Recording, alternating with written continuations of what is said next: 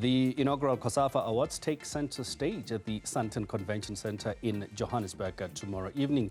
It will be a night of celebration, the very best that Southern African football rather, has to offer, as players, coaches and referees who excelled in the year 2023 will be honoured. We're joined by Cosafa Executive Director Sue Destombes. Sue, a very good evening and thank you so much for joining us.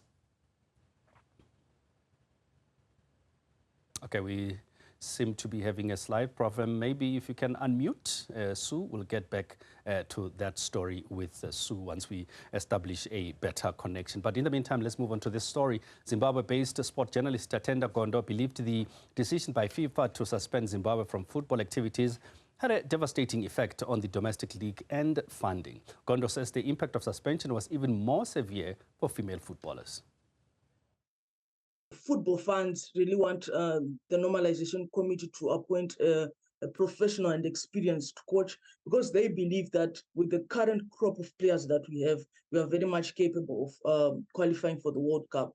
So people really hope that if a coach is appointed, a qualified coach, and a qualified coach, if a qualified coach is appointed, then our chances of making it to the World Cup would be as good as ever before.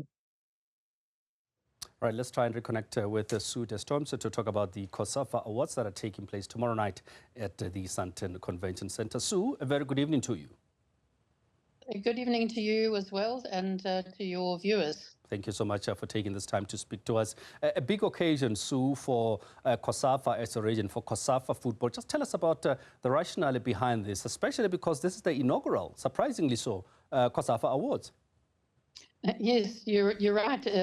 Surprisingly so, it's something that we've been trying to get off the ground for some years now, and we're absolutely delighted that it's finally happening tomorrow night. And the rationale is simple, and that is that we've got a depth of talent that has come throughout various tournaments over the years, and it's about celebrating and recognizing and acknowledging that excellence, whether it be as a player, a coach, an administrator, referee. So that's what we're going to be doing tomorrow night. So when we're talking Cosafa, is it strictly for players that have played within the region or are from the region? Because I see also the likes of Pesita who play outside the region themselves have been nominated. So who qualifies for this Cosafa Awards? Yeah, it's players, coaches, referees, etc., who have either participated, and in the mainstream they are those who have participated in Cosafa tournaments, but also sons and daughters of the region, like Pesita and maybe one or two others who they are from this region, and we must we must celebrate them no matter where they are playing. And some of the criteria. This is looking back on the 2023 season. And for our juniors, the most promising in the most promising categories, it'll be from 2022, and it can be a mix of when they've played in Cosafa tournaments, or they've played in the PSL, or they've played in wherever they've done what they're playing for their national teams, etc. So it really is a mix of finding the best over the last year.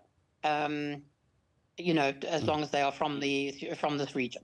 So how many awards all in all will be given out? And, are we also going to see maybe special awards, since this is the first time these awards are taking place?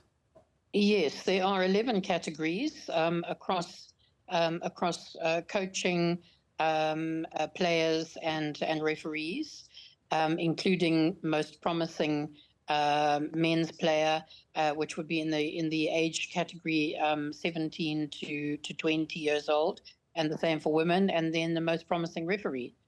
So 11 categories in all, and then there will be 5 lifetime achievement awards. Talk to us then about just some of the categories, particularly the hotly contested ones. Coach of the Year, Female Coach of the Year. I mean, and I know that a lot of South African representation there in the finalists. Yeah, absolutely. Of course, I think the most hotly contested are the men's player of the year and the women's player of the year, but also the coaches and just in the female coaches, or sorry, the women's coaches of the year, but they're not all women. We've got the likes of Desiree Ellis. We've got Bruce Mwape, who is the coach of the Copper Queens from Zambia, and of course Jerry Shabalala, coach of Sundown Ladies. So yeah, men's and women's coaches of the year hotly contested, as are the players. Men's players, of course, we've got the likes of Percy Tau and Peter Shalolile and the third one escapes. Sorry. Lamek Banda, yeah. Yes, exactly. And then in the women, I mean, the women have just, had such a stellar year, with the likes of Zambia and South Africa having, qualified and played at the Women's World Cup last year. So, really a lot of women, that were, sort of in the original nominees. That have been narrowed down to the final three. So there's always big questions about who judges these awards, who decided with the final three, because especially in sport, you can never really satisfy everyone. So what is the process, to get down to the three finalists? Who decides who the winners are? Well, a media team and a team of experts came up with or narrowed it down to 5 in each category. And then we had a panel of 14 journalists from each of the 14 member countries of Cosafa.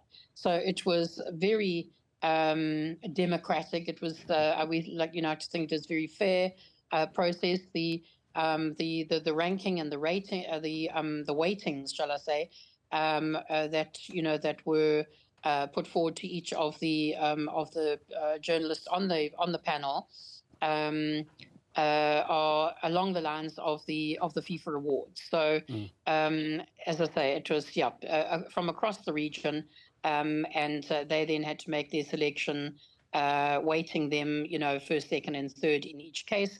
And, then the compilation of that was done, which brought us to the nominees that we are going to see tomorrow night. And just finally then, I mean, who will be in attendance? Are we going to see the president of CAF maybe, the president of Cosafa? Who are some of the top officials that are expected to attend this glamorous event tomorrow night? Well, yes, certainly, we will have the president of Cosafa and, in fact, all of the presidents of the 14 member associations and the secretary generals. It remains to be seen still in terms of CAF President Dr. Motsepe. Of course, he has been invited. We are not sure yet, whether he's in the country. So, of course, we would love to have him. We've got 1 or 2 ministers from Malawi and from Namibia. Just a wealth of football administrators, as say presidents, secretary generals, etc. President of the Cosafa region, which is our sister region in the East and Central Africa, with whom we share very close bonds. President of the Nigerian Federation, who's a special friend to our president. So, we've got a lot of people like that. And I must say, it's been a hot ticket item as far as media is concerned, which, we were, stunned, quite honestly, by the, by the interest, from the media fraternity. We've got quite a number of our legends, coming as well. So it's going to be a really good evening, I think, tomorrow night. Fantastic, Sue. We're going to have to leave it there, but thank you so much for making time to speak to us. That is Sue Destombes talking to us about the Cosafa Awards, the inaugural awards that are taking place tomorrow night at the Sandton Convention Centre. Now, Vuyo Makoba will be live for us tomorrow in the afternoon.